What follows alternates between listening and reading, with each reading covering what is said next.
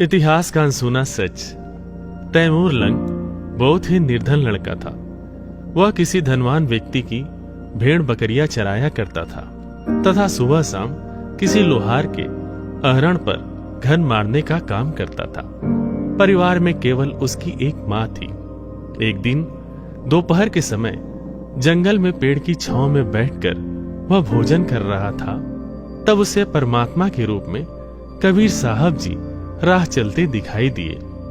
Taimur lung ने साधु जानकर उनसे भोजन पाने का आग्रह किया तो महात्मा रूप में कबीर साहब जी ने कहा कि बच्चा, भूख तो लगी है, भोजन हम अवश्य करेंगे।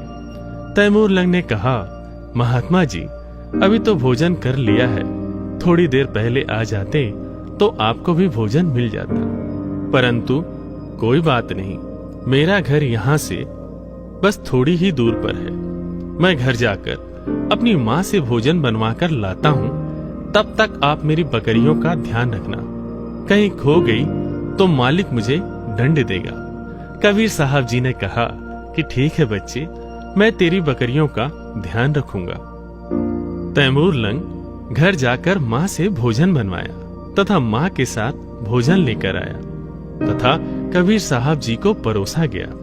जब तक कबीर साहब जी भोजन कर रहे थे, तैमूर लंग की माँ ने प्रार्थना की कि महाराज जी, हम बहुत निर्धन हैं, कभी तो खाने को अन्न भी नहीं रहता। ऐसा उसने बार बार कहा।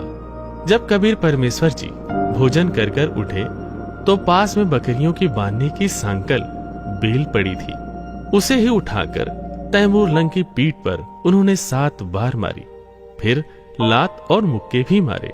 फिर कहा कि जा, मैंने तेरे बेटे को 7 पीढ़ी का राज दे दिया, और जो बाद में लात मुक्के मारे या फिर छोटे छोटे टुकड़ों में इसका साम्राज्य बट जाएगा।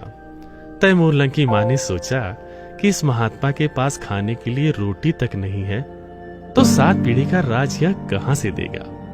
इतना सोच ही रही थी कि कबीर परमेश्वर अंतर ध्यान हो गए। तो तैमूर लंग और उसकी माँ ने सोचा कि जरूर यह कोई सिद्ध उक्त महात्मा थे, हमने इनके बारे में सोचकर गलत किया। कुछ दिन बाद कबीर परमेश्वर जी तैमूर लंग के सपने में आए और कहा कि जिस अहरण पर तू हथौड़ा मारता है, वह जगह तू अपने सेठ से मांग ले।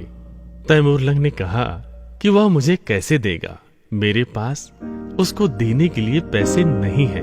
परमेश्वर कबीर साहब जी ने कहा कि तू केवल उससे बात तो कर, बाकी का काम मेरा है। तैमूर लंग सुबह उठकर अपनी माँ से बताया कि माँ, मेरे सपने में आज वही महात्मा जी आए थे। तो उसकी माँ ने भी कहा कि बेटा, उन्होंने दर्शन तो मुझे भी दिए थे, लेकिन वो बोल क्या रहे थे यह मुझे याद नहीं। तैमूर लंग ने कहा कि माँ, मुझे सब याद है। सारी बात बताई। सवेरे उठकर तैमूर लंग ने उस लोहार से कहा कि भाई, यह जमीन आप मुझे दे दो, मैं अपना काम चला लूंगा।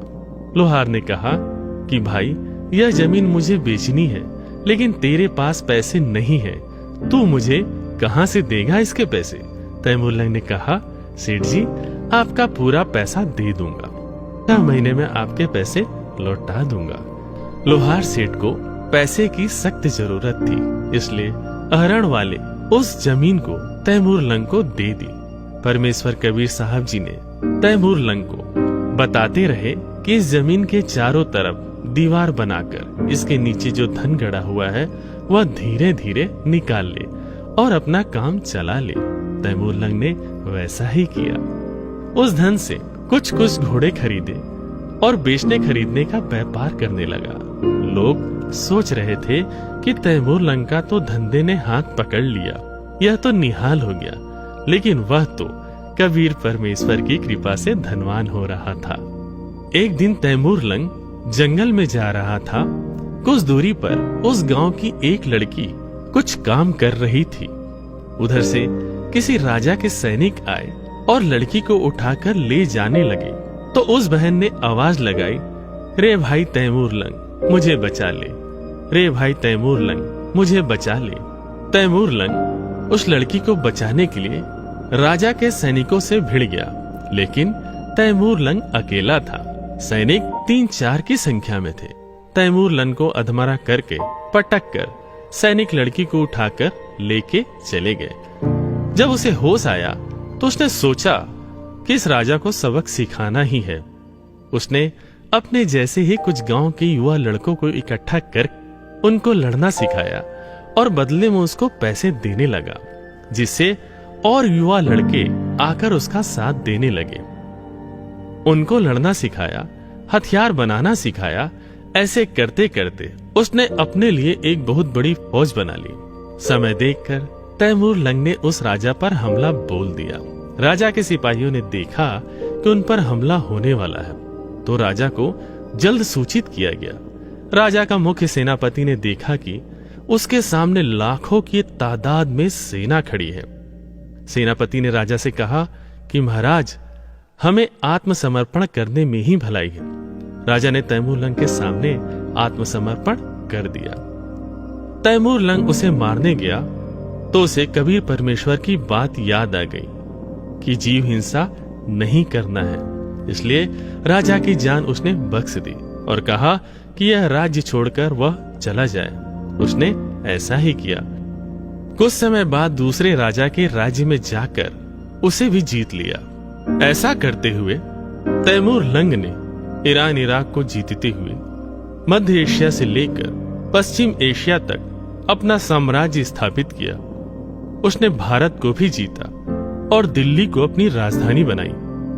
समय उपरांत उसका तीसरा पोता बाबर को साम्राज्य देकर वह चला गया।